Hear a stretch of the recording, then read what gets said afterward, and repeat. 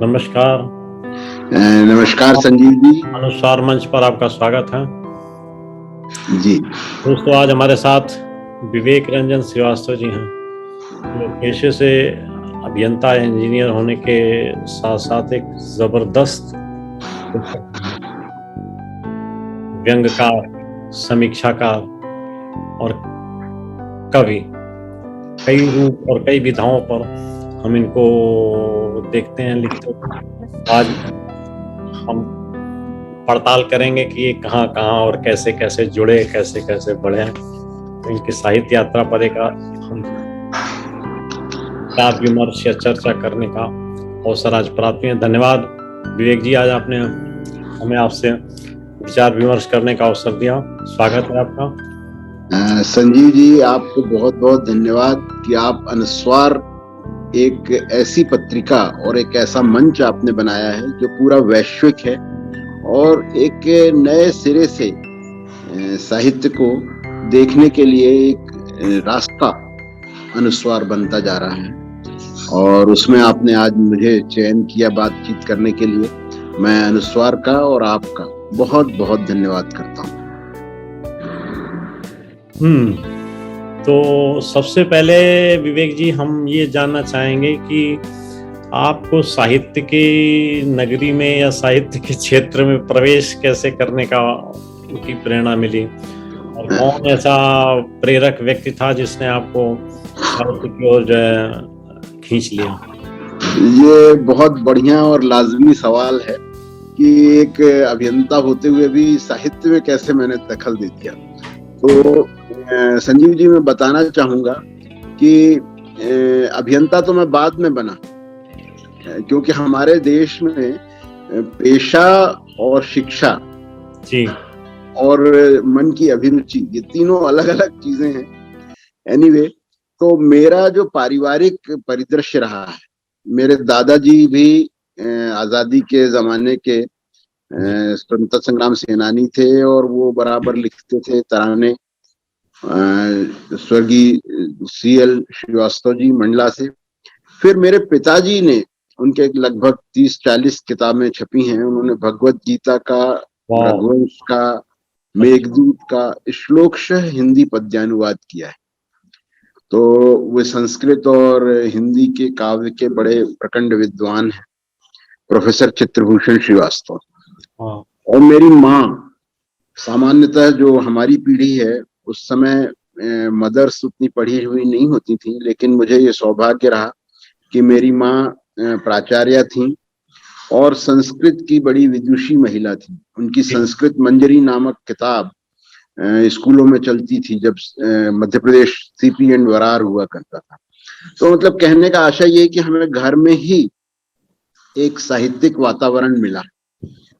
तो मैं बहुत छोटा था, मेरा ख्याल है कक्षा 6वीं का विद्यार्थी था, तब से ही मेरी पहली रचना छपी थी कॉलेज की, स्कूल की पत्रिका जो उन्मेष करके एक पत्रिका थी, तो मैं उसमें छपने का मौका मिला और लिखता गया इस तरह से।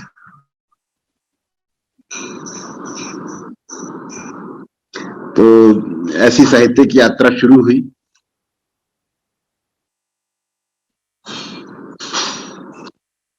जी जी, तो एक तरीके से कहना चाहिए कि साहित्यिक वातावरण में ही आपका, जी, परिवार से ही साहित्य मिला, एक कहा जा सकता है। तो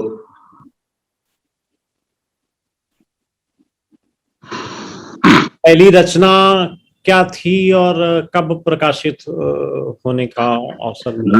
ये मैं वही बता रहा था कि बापू की विनोद प्रियता, महात्मा गांधी को सामान्यतः विनोद प्रिय नहीं समझा जाता, बड़े गंभीर और वैसे राजनेता थे, लेकिन उनके जीवन के बहुत से कुछ विनोद प्रसंग जो हैं, तो इसका मतलब है कि मैंने कक्षा 6वीं में जब ये बापू की विनोद प्रियता लिखी और वो छपी स्कूल की पत्रिका में, तो कहीं ना कहीं मैं महात्मा गांधी को तब जिस भी स्तर पर पढ़ा हो, उतना तो अभी स्मरण नहीं है, बहुत छोटा रहा होगा, लेकिन कहीं ना कहीं उनकी कोई जीवनी और कुछ इस तरह का साहित्य मैंने पढ़ा रहा है।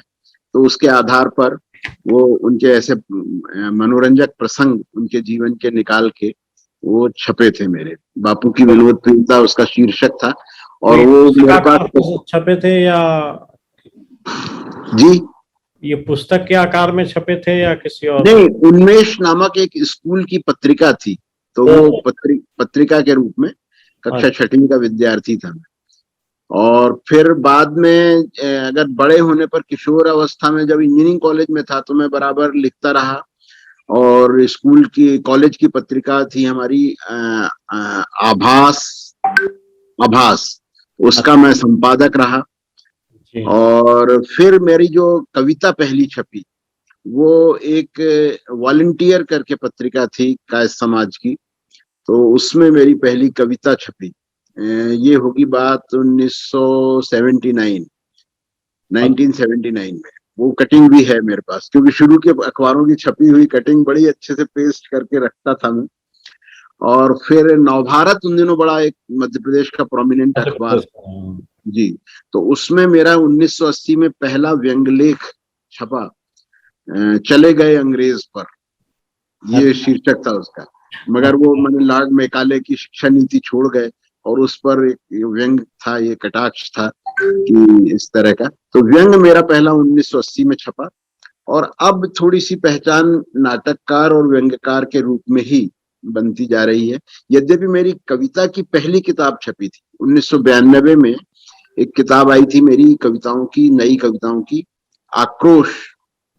और आजकल मैं भोपाल में हूँ सेवानिवृत्ति के बाद, तो यही भोपाल में एक तार सप्तक अर्धशती समारोह हुआ था 1992 में। हाँ, क्योंकि हाँ, आपको पता है कि तार सप्तक 1947 में छपा था पहला। जी, जी, तो जी, उसके जब अर्धशती हुई, तो 1992 में वो समारोह हुआ था, और उसमें मेरी ये समारोह में ही विमोचन हुआ था उस आक्रोश कविता की किताब का। जी, तो मूलतः कविता से शुरुआत हुई किताबों के रूप में, फिर नाटक और व्यंग और तकनीकी हिंदी विषयों पर लेख, इस तरह की चीजें छपती रही। Very good. तो कौन कौन सी विधा में आपने काम किया, ये तो आपने बताया, लेकिन प्रश्न ये रह जाता है कि आपको सबसे प्यारी विधा कौन सी रही लगती है? निश्चित रूप से व्यंग मुझे बड़ा अच्छा लगता है, क्योंकि जब मन क्षुब्ध होता है किसी भी विसंगति से, जब अपने परिवेश में, समाज में, तो जब हम कोई व्यंग लिख लेते हैं, तो बड़ा एक आत्मिक संतोष सा होता है कि हमने कुछ ना कुछ तो अपनी उजागर किया मनोभाव, कि भाई हम इसके साथ सहमत नहीं है। जो जी, अपनी असहमति है उसको जाहिर करने का तरीका है व्यंग। और ये इसलिए मुझे व्यंग बड़े पसंद हैं लिखना। यद्यपि कविता में भी ये बात हो सकती है, और लिखता भी हूँ जब कम समय होता है, क्योंकि कविता में बड़े नपे तुले कम से कम शब्दों में के प्रयोग में अपने भाव व्यक्त हो जाते हैं। जी, इसलिए मुझे कविता भी बड़ी अच्छी लगती है, लेकिन व्यंग मेरी लोकप्रिय विधा है। आपकी कविता सशक्त होती है, ये मैं कहना चाहूंगा, और अनुस्वार के नए अंक में आपकी कविता शामिल की गई है। क्या बात है, बहुत धन्यवाद आपको। नहीं, और एक ये प्रकाशक यदि कह रहा है, तो मैं अब सोचता हूँ कि एक आध कविताएं अपनी जो भी अप्रकाशित पड़ी हुई है, उनको संग्रह का सबूत नहीं, देने का समय आ ये गया कविता है। सशक्त होती, भाषा अच्छी होती, भाव अच्छे होते हैं, जी और आप उसे एक डिफरेंट तरीके से पेश करते हैं। जी। तो मैं आपको बधाई दूंगा, आप एक कवि भी हैं।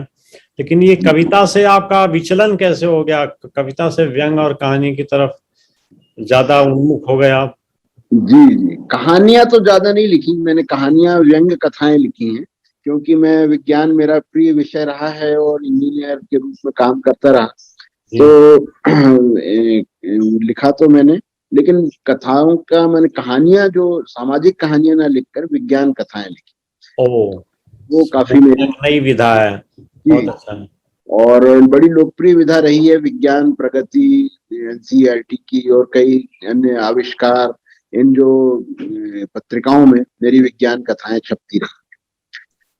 तो तो उसमें वैज्ञानिक संदर्भों को लेकर के उसके कहानी का कथानक बोलता हूँ मैं, और वो जी,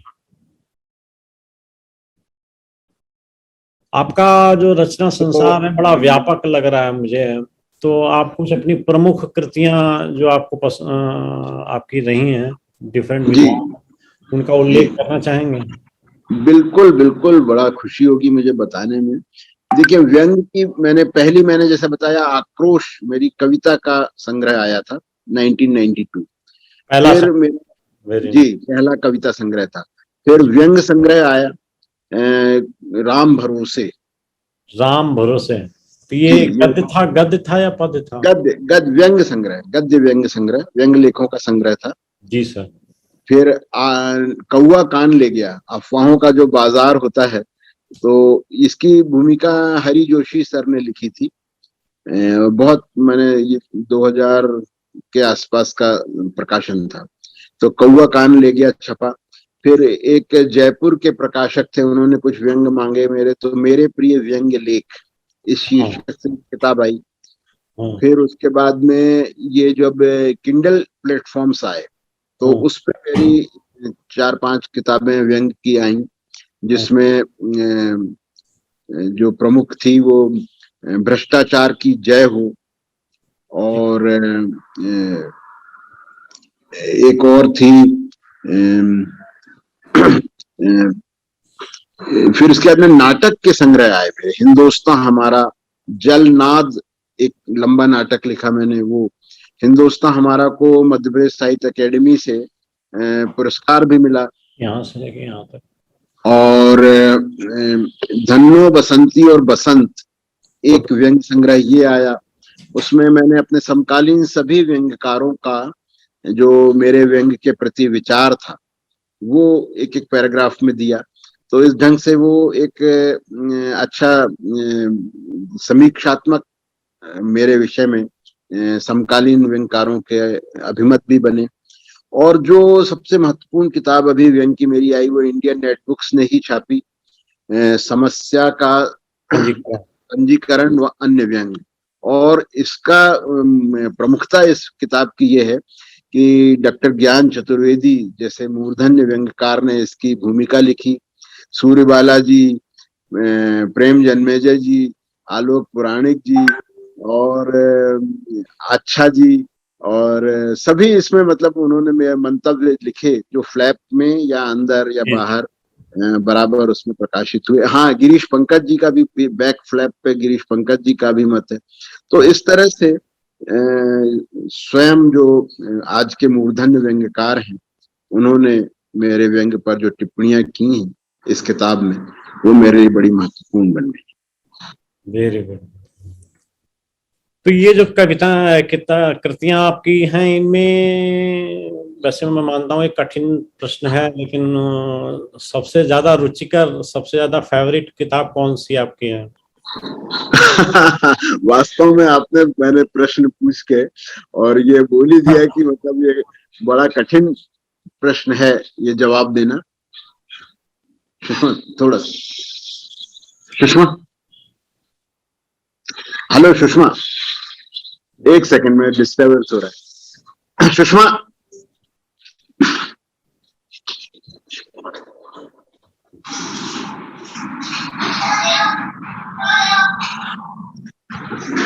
हाँ, थोड़ा सा इसको कट कर हाँ। लीजिएगा। तो किताबों में देखा जाए तो यही किताब मुझे, जिसको फर्स्ट कहूंगा मैं, जो इंडियन नेट बुक्स से छपी है, जी क्योंकि त्रुटि रहित है, और इसमें सारे मूर्धन्य व्यंग्यकारों के जी। मंतव्य हैं मेरे व्यंग पर।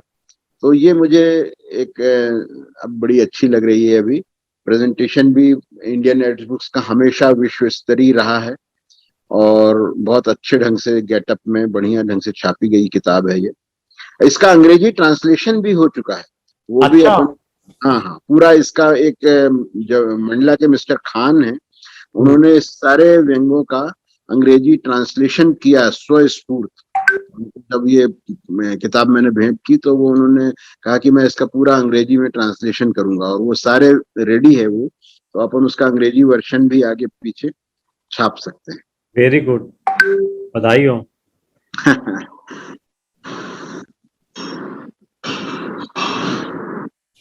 पूरा पेज।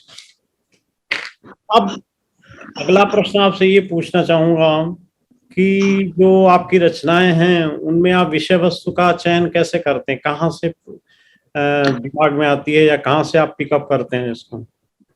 ये आपने बहुत ही सार्थक सवाल किया है कि व्यंग्यकार को किस विषय पर व्यंग लिखना चाहिए। तो क्या होता है कि आप, समाज इतना विकृत और विचित्र हो चला है संजीव जी कि विषय तलाशने ही नहीं पड़ते। विषय बिल्कुल आपके चारों ओर, सुबह आप अखबार उठाइए और विषय बिलबिला के आपके ऊपर हमला कर देते हैं। मैं गलत कह रहा हूं कि इतना आप समाचार सुनिए, आप प्राइम टाइम का, और इतने ज्यादा आपको विसंगतियां आपके आसपास नजर आती हैं। आप कहीं किसी पब्लिक प्लेस में चले जाइए और आपको इतने सारे विसंगतियां आपके परिवेश में नजर आती हैं।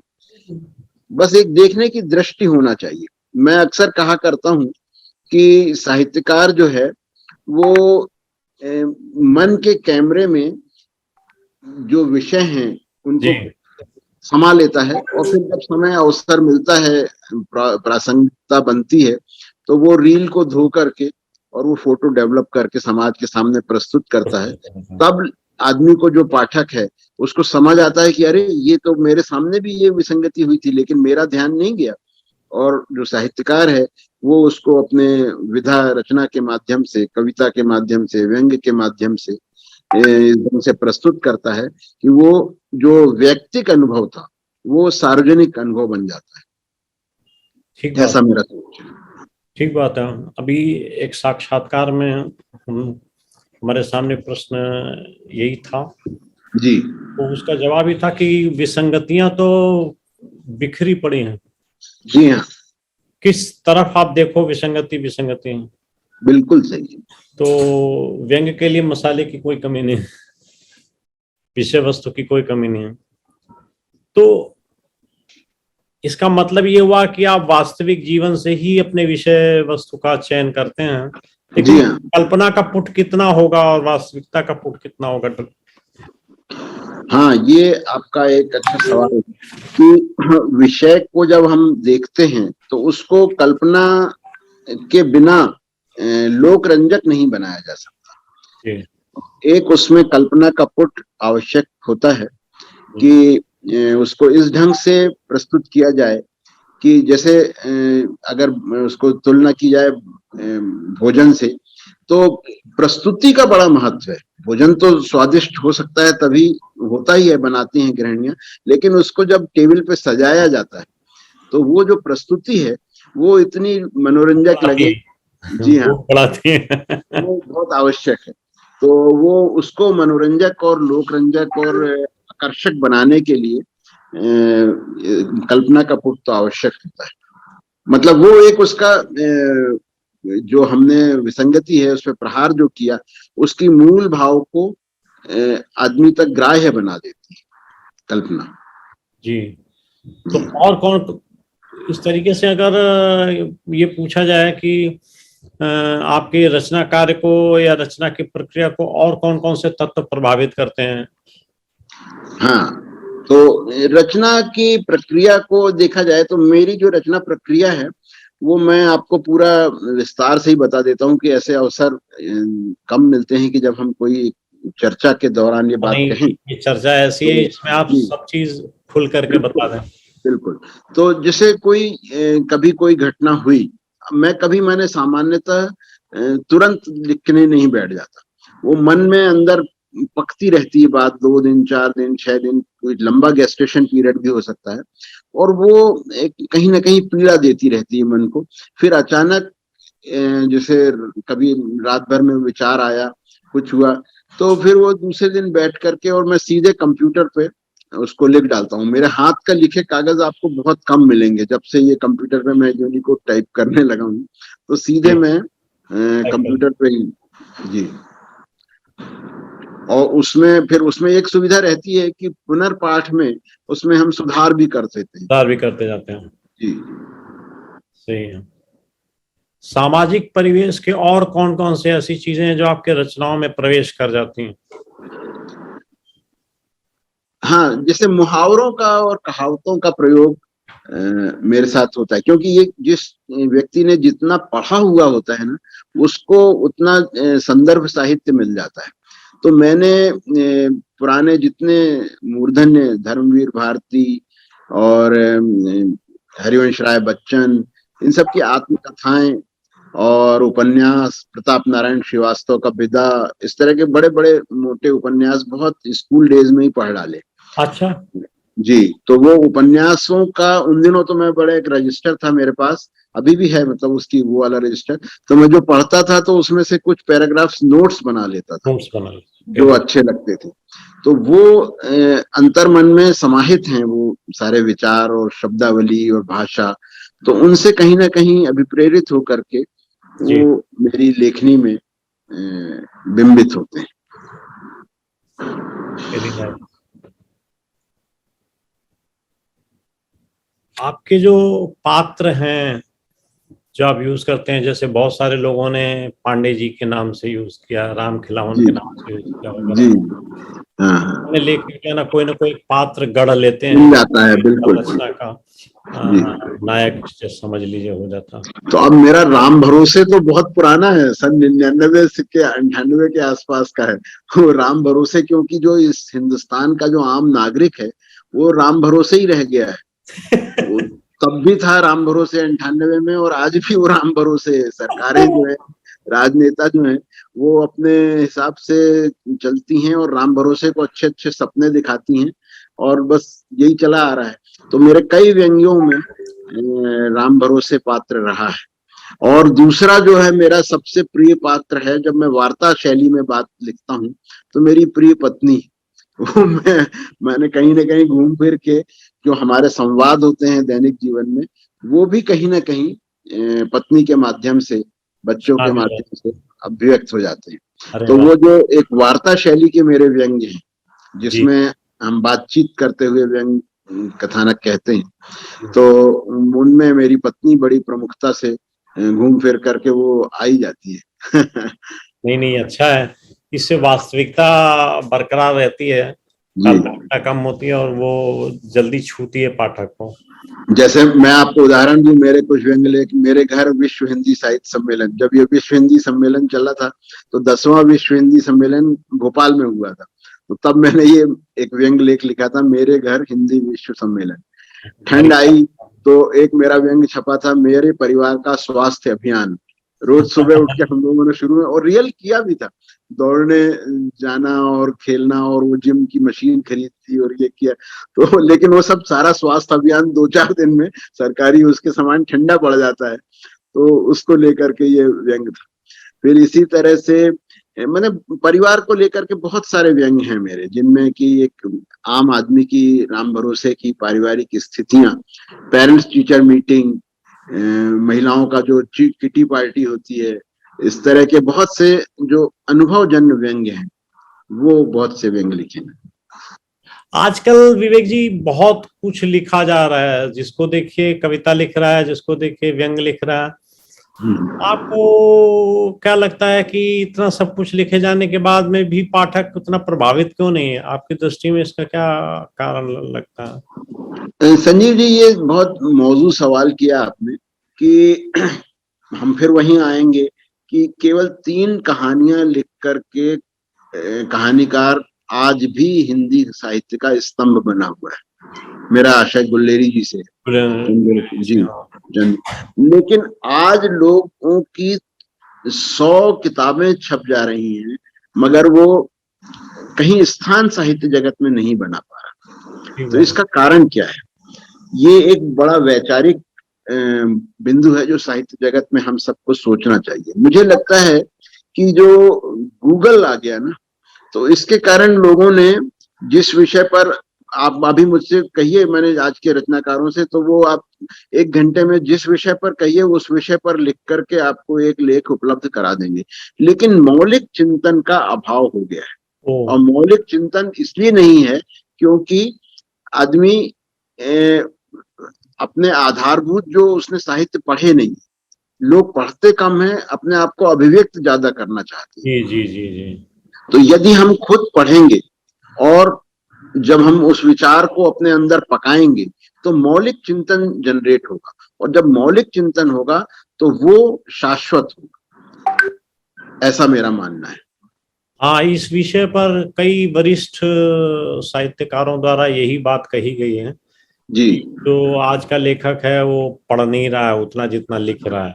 बस उसको एक अभिव्यक्ति की संसाधन मिल गया है, और जो सोशल मीडिया है वो त्वरित संपादन का, स्व संपादन का मीडिया है।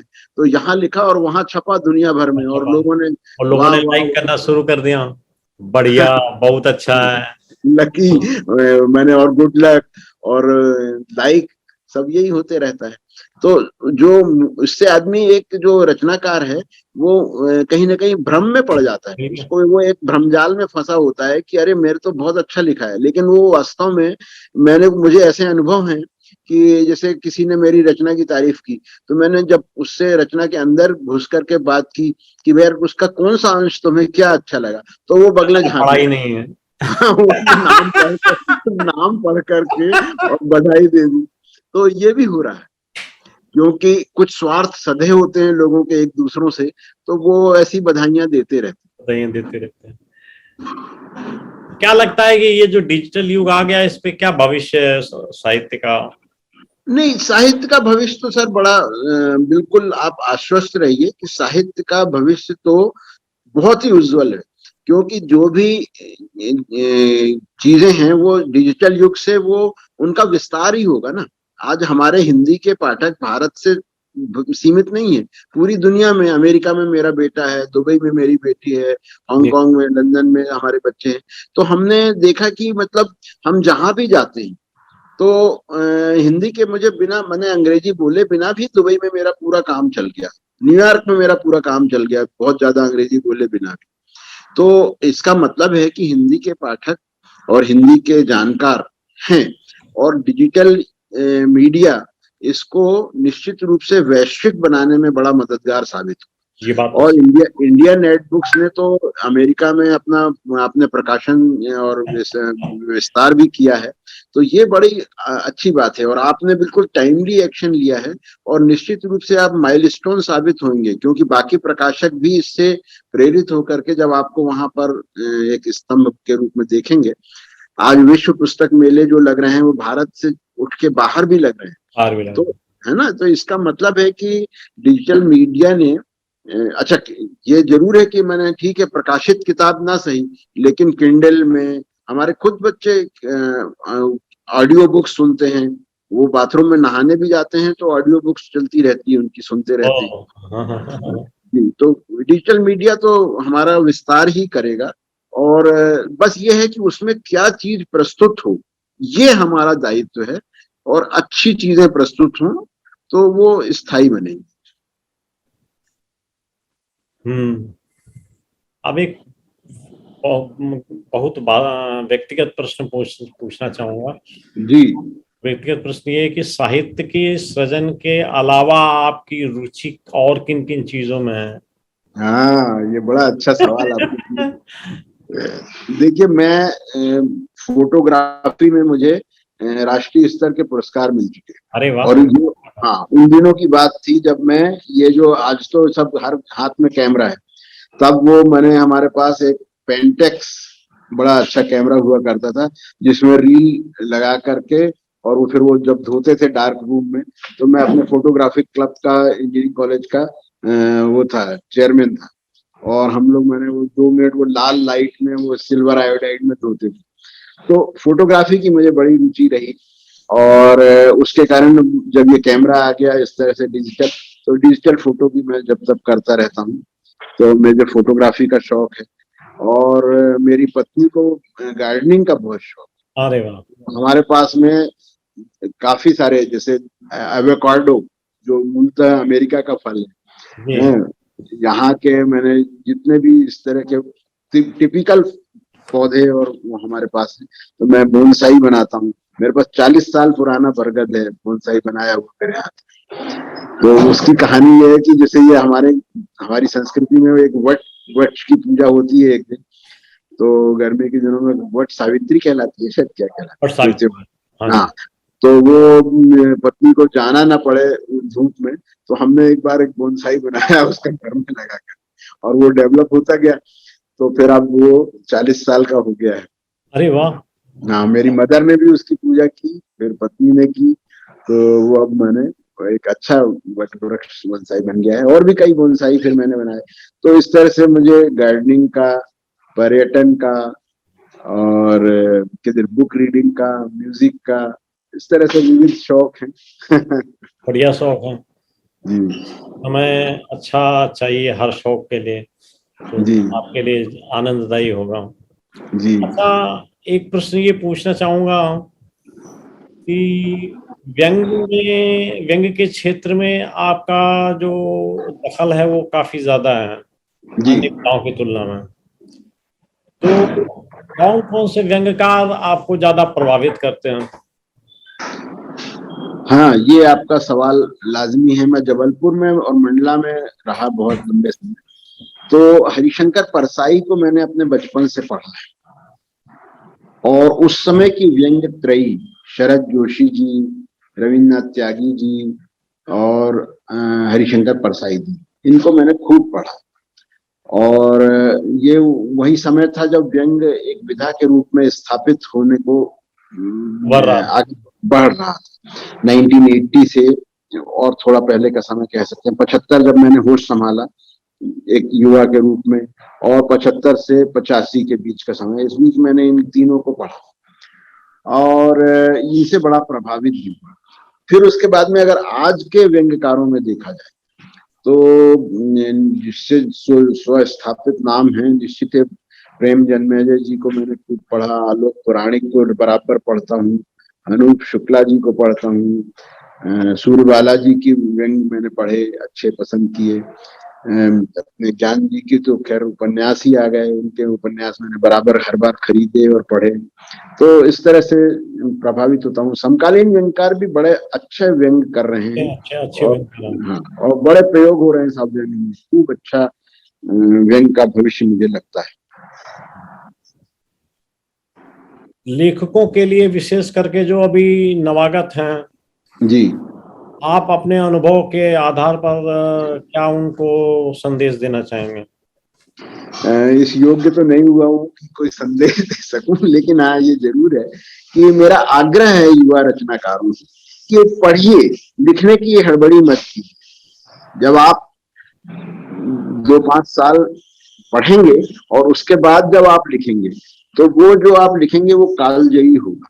और आप अगर प्रतिदिन बस कॉलेज में पहुंचे और आपने व्यंग को देखा कि यार इसमें तो नाम हो जाता है, आज की घटना पर लिखो, और दूसरे दिन हो सकता है वो छप जाए, क्योंकि अखबार इतने सारे हैं कि हर अखबार पर कुछ ना कुछ मैटर चाहिए, तो वो आपको छाप तो जरूर देगा, लेकिन उसका कोई स्थायित्व तो नहीं रहेगा। वो अखबार में जैसे ही अखबार दूसरे दिन बासी हो जाएगा, वैसे ही आपका व्यंग बासी हो जाएगा। तो व्यंग्यकारों के लिए मेरा यही आग्रह है कि हम एक दूसरे को खूब पढ़ें, व्यंग की समीक्षा पर काम होना चाहिए, व्यंग की समीक्षाएं हों और तटस्थ समीक्षाएं हों।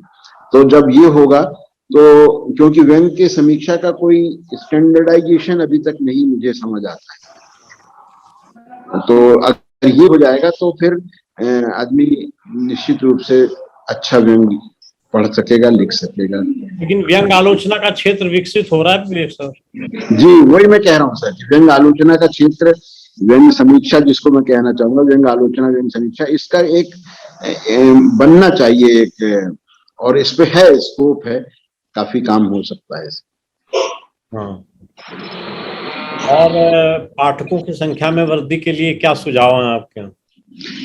देखिए साहब, एक चीज है संजीव जी, मेरा जो अपना सोच है कि पाठकों की संख्या, देखिए जबरदस्ती तो नहीं पढ़ा सकते आप किसी को, उसको रुचि तो पाठक के मन में होनी चाहिए। लेकिन जो हम कर सकते हैं वो, जैसे मैंने किया, मैं वर्तिका एक संस्था है जबलपुर की पंजीकृत, उसका मैं राष्ट्रीय अध्यक्ष था। तो हम लोगों ने क्या करते थे कि हर महीने के आखिरी रविवार को हमारी गोष्ठी होनी है। तो उसमें हम लोगों ने ये प्रयोग किया कि जिस उस महीने जिन लोगों के जन्मदिन होते थे, उनमें से 2 साहित्यकारों का चयन किया और उनकी 2 कविताओं को, एक एक कविता ली और उसके बड़े भारी फ्लैक्स बनवाए, पोस्टर साइज के, 10 फुट बाई 15 फुट, और बीच चौराहे पर उसको बड़े अक्षरों के मैंने कविता और चित्र उसके साथ में लगवा दिया। तो जो ऐसी जगह लगाते थे वहां पे शहीद स्मारक भवन के पास लोग सुबह घूमने आते हैं, और नीचे फोन नंबर लिख दिया और संस्था का नाम भी है। तो उससे ये होता था कि मतलब जब पाठक रचना तक नहीं पहुंच रहा, किताब तक नहीं पहुंच रहा, तो हमने रचना को पाठक तक पहुंचा दिया। Very nice. तो फिर बाद में फोन आते थे लोगों के कि अरे सर वो फलाने की कविता पढ़ी, बड़ी अच्छी लगी। तो इसका मतलब हम उसमें कहीं ना कहीं सफल हुआ मैं कि देखिए हमने रचना को पाठक तक पहुंचा दिया। यही उद्देश्य है। तो इस तरह का प्रयोग भी हुआ। फिर दूसरा जो है मेरा जो सोच है कि किस ढंग से रचना को पाठक तक पहुंचाया जाए, तो इसमें कहीं ना कहीं देखिए साहित्य जो है वो हमेशा से राजाश्रय में रहा है। आप देखिए जितने भी पुराने राजा थे वो अपने यहाँ नवरत्न और इस तरह के तमाम लोगों को रखते थे जो उनको राजाश्रय मिलता था, साहित्य को हमेशा से राजाश्रय मिलता था। भोपाल में भी भारत भवन है और यहाँ पर बहुत सारे साहित्यकार हैं और बराबर हम एकेडमीज जो हैं वो पुरस्कार देती हैं। उत्तर प्रदेश हिंदी संस्थान बहुत सारे पुरस्कार देता है। तो पुरस्कारों से, क्योंकि देखिए साहित्य में जो घर बेचे अपना चले हमारे साथ, इस तरह की बातें माननी पड़ेंगी, क्योंकि जब तक पाठक पैदा नहीं होंगे तब तक उसमें धनार्जन संभव नहीं दिखता। विवेक जी, एक साक्षात्कारों की श्रृंखला में एक विषय मेरे सामने आया था, पुरस्कारों का आपने जिक्र किया तो मैं उस पर आ जाता हूँ जी। ये जो पुरस्कारों की व्यवस्था है, इस व्यवस्था ने साहित्य का नुकसान नहीं किया? आप क्या सोचते हैं कि आदमी अपने महिमा मंडन और पुरस्कार प्राप्त करने की दौड़ में मठाधीशों की परिक्रमा करता रहता है और देखिए हर सिक्के के दो पहलू होते हैं। ये बिल्कुल सही है कि कबीर के समय, तुलसी के समय, मीरा के समय कोई पुरस्कार नहीं थे और उनका साहित्य कालजयी है और आज तक हम लोग उसके संदर्भ देते हैं, है ना? लेकिन आज के साहित्यकारों को भले उनको पुरस्कार मिल जाए लेकिन उनका साहित्य संदर्भ योग्य नहीं होता। तो ये बात बिल्कुल आप सही कह रहे हैं। सिक्के का एक पहलू ये भी है कि पीएचडी हो रही है लोगों के उस पे, लेकिन उनका साहित्य जो है वो संदर्भ योग्य नहीं है। तो लेकिन उसको हमें ये नहीं मानना चाहिए।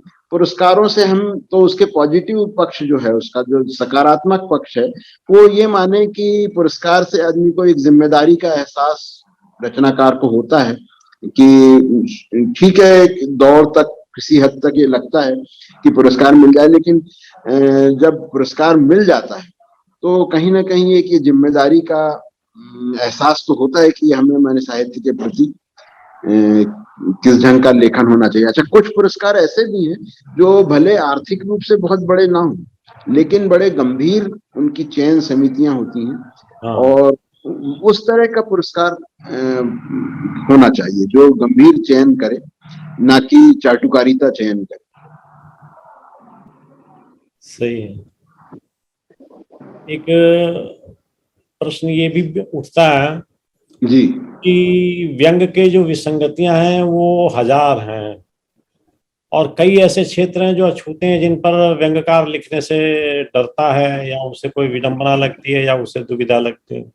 जी हाँ, ये आपको कभी लगी ऐसी दुविधा या विडंबना? हाँ, बिल्कुल सही बात है। ऐसा हो रहा है आज के समय में, क्योंकि समाज बड़ा संकीर्ण दायरों का सोच रख रहा है। आप ऐसा कुछ लगता है मुझे एक बार कि आप किसी को धर्म के, मेरे साथ हुआ था एक बार, मैंने एक लेख छपा, मेरा व्यंग लेख देशबंधु में, भगवान कृष्ण का अपहरण। तो उसका अंदर जो सब्जेक्ट था उसको पढ़ा नहीं लोगों ने। उसमें मैंने यही लिखा था कि कृष्ण भगवान तो ऑलरेडी वैश्विक हैं। मैंने इस्कॉन और ये उसके जरिए सारे उनके जो सिद्धांत हैं वो बड़े वैश्विक हैं और पूरी दुनिया में भगवान कृष्ण सुस्थापित हैं। उनका जो गीता का उपदेश है वो सुस्थापित है। लेकिन एक पर्टिकुलर समाज, यादव समाज, उसको मैंने अपने धार्मिक सामाजिक नेता के रूप में प्रतिष्ठित करने की कोशिश कर रहा है। तो उस विसंगति पर मैंने जब वो व्यंग लिखा तो वो एक संपादक जी को एक पत्र मिला जो उन्होंने बाद में मुझे दिया कि किसी वकील का नोटिस था, वो यादव थे, कि ये विवेक रंजन जी के व्यंग ना छापे जाए नहीं तो हम आपका वो कर दें। तो इस तरह का भी होता है समाज में। तो आदमी कंटेंट नहीं देखता और उसके टॉपिक या हेडिंग को देख करके और वो प्रहार करने लगता है कि हमारा मन आहत हो गया इससे और ऐसा और वैसा। इसकी व्यवस्थाएं, इसकी मतलब एग्जाम्पल्स बढ़ते जा रहे हैं थोड़ा। जी हाँ, सहिष्णुता जिसे कहना चाहिए। जी हाँ। क्या है, आदमी जब तक संपूर्ण परिदृश्य में, संदर्भ में रचना को समझेगा नहीं और किसी भी एक उसके हिस्से को लेकर के लेखक पे प्रश्न चिन्ह लगाने लगेगा तो इस तरह की बातें होती हैं। तो आज के समय में बड़ा सतर्क होकर के लिखना पड़ रहा है। इसी तरह से अनेक सरकारी कर्मचारी, क्योंकि सरकारी कर्मचारी एक आचार संहिता से बंधा होता है।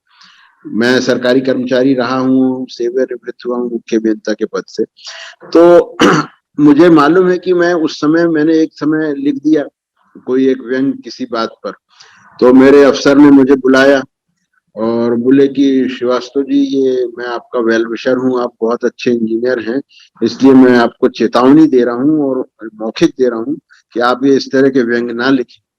मैंने कहा सर, इसमें ऐसा क्या है जो आपको पीड़ा हो गया? बोले मुझे हुई हो या नहीं हुई हो, लेकिन मैं बता रहा हूँ कि लोगों को पीड़ा हुई है और आप इस तरह से विभागीय बातों को ना। मैंने कहा ठीक है सर, अब जब ऐसी बात है तो अल्टीमेटली कहीं ना कहीं बड़े इसीलिए फिर मिथकों का प्रयोग होता है और व्यंग्य में एक किसी ढंग से मिथक के माध्यम से या प्रतीक के माध्यम से, लक्षणा के माध्यम से व्यंग्य लिखे जाते हैं। बहुत अच्छी चर्चा रही और जी आप हाँ, कई पहलुओं पर बड़ी सूक्ष्मता के साथ में जो है ना अपने विचार रखे और नई चीजें उजागर हुई। व्यंग जी के हाँ, विषय में विशेष करके कई नई चीजें मेरे को भी ज्ञात हुई, तो जी बहुत अच्छा रहा। और हमारी ये एक्सपेक्टेशन है या रहेगी कि किसी न किसी प्रकार, किसी न किसी विषय पर हम लोगों के विचार विमर्श जारी रहें। बिल्कुल, बहुत अच्छा लगा संजीव जी आपसे बात करके। आपने इतना समय निकाला, आपका बहुत कीमती समय है मुझे मालूम है, लेकिन आपने समय निकाला और मुझे चर्चा का ये अवसर दिया। मैं हृदय से स्वार का, इंडिया नेट बुक्स का और विशेष रूप से हमारे संजीव जी का आभार व्यक्त करता हूँ। बहुत बहुत धन्यवाद, बहुत बहुत आभार। शुभ दिन।